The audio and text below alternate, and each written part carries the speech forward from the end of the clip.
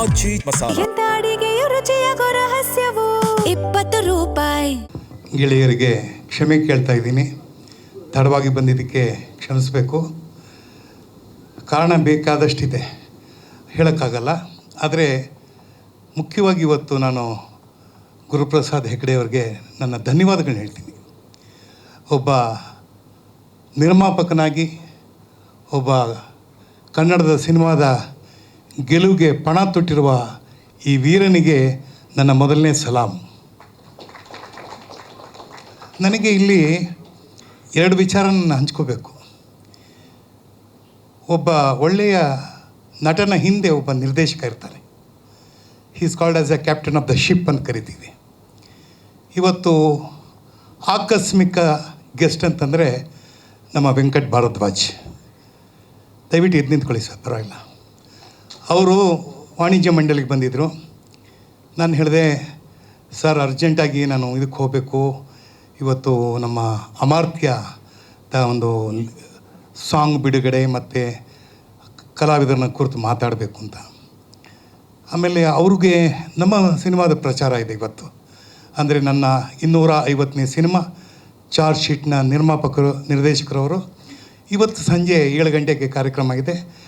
ಆದರೂ ನಾನು ಹೇಳಿದೆ, ಸರ್ ನನಗಿದೊಂದು ಕಾರ್ಯಕ್ರಮ ಇದೆ ಅಂತ ಬಂದಿದ್ದಾಗ ನಾನು ಕಾರಲ್ಲಿ ಅವ್ರ ಹಿಂದೆ ಮೋಟ್ರ್ ಸೈಕಲಲ್ಲಿ ಮಳೆಯಲ್ಲಿ ನನ್ಕೊಂಡ್ಬಂದಿದ್ದಾರೆ. ಅವ್ರಿಗೆ ನಾನು ನಿಜವಾಗ್ಲೂ ಧನ್ಯವಾದಗಳನ್ನ ಹೇಳ್ತೀನಿ ಸರ್. ನಮ್ಮದೊಂದು ಮಳೆ ಹಾಡೋದ್ರಲ್ಲಿದೆ ಸರ್. ನಾನು ಮುಖ್ಯವಾಗಿ ಈ ಸಿನಿಮಾ ಬಗ್ಗೆ ಹೇಳಬೇಕು ಅಂತಂದರೆ,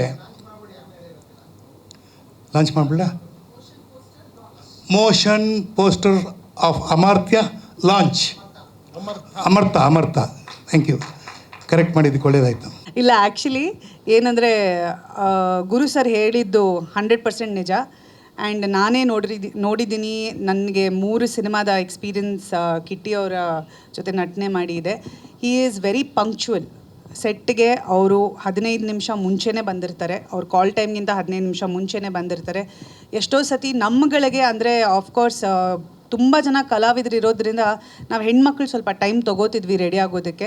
ಅವ್ರು ಭಾಳ ಪೇಷನ್ಸಿಂದ ಕಾಯ್ತಿದ್ರು. ಆ್ಯಂಡ್ ಪೂರ್ತಿ ಸಿನಿಮಾ ಕುಂಬಳಕಾಯಿ ಹೊಡೆಯೋ ದಿನದವರೆಗೂ he has been very supportive, very professional and very encouraging. ಯಾಕಂದರೆ ನಮ್ಮ ಸಿನಿಮಾ ಟೀಮಲ್ಲಿ ಕೆಲವರು ಹೊಸಬರಿದ್ದಾರೆ. ಸೊ ಅವ್ರು ಎಲ್ರಿಗೂ ಅವರ ಒಂದು ಪರಿಸ್ಥಿತಿನ ಅರ್ಥ ಮಾಡಿಕೊಂಡು he's been very supportive. And ಮಜಾ ಮಾಡಿದ್ದು ಅಂದರೆ ಅಂದರೆ ಕೆಲವು ಸಿನಿಮಾಗಳಲ್ಲಿ ಕಲಾವಿದರ ಒಂದು ದಂಡು ಕಮ್ಮಿ ಇರುತ್ತೆ. ಸೊ ಆವಾಗ ನಾವು ಭಾಳಷ್ಟು ಓಕೆ ಸಿನಿಮಾ ಹೋಗ್ತೀವಿ, ಶೂಟಿಂಗ್ ಹೋಗ್ತೀವಿ, ಮಾಡಿ ಮನೆಗೆ ಬರ್ತಿರ್ತೀವಿ. ಬಟ್ ಇದು ಆ ರೀತಿ ಇರಲಿಲ್ಲ. ನೀವು ಆ್ಯಕ್ಚುಲಿ ಆ ಗಟ್ಟಿಮೇಳ ಸಾಂಗ್ ನೋಡಬೇಕಾದ್ರೆ ಗೊತ್ತಿರುತ್ತೆ, ಭಾಳಷ್ಟು ಮಜಾ ಮಾಡಿದ್ದೀವಿ. ಎಸ್ಪೆಷಲಿ ನಾನು ಕೃತಿ ಅಂತೂ ಆ್ಯಕ್ಚುಲಿ ಕಾಟ ಕೊಟ್ಟಿರೋದು ಗುರು ಸರ್ಗೆ. ನಾನು ಮತ್ತು ಕೃತಿ, ಕಿಟ್ಟಿ ಅವರಲ್ಲ, ನಾವಿಬ್ಬರು.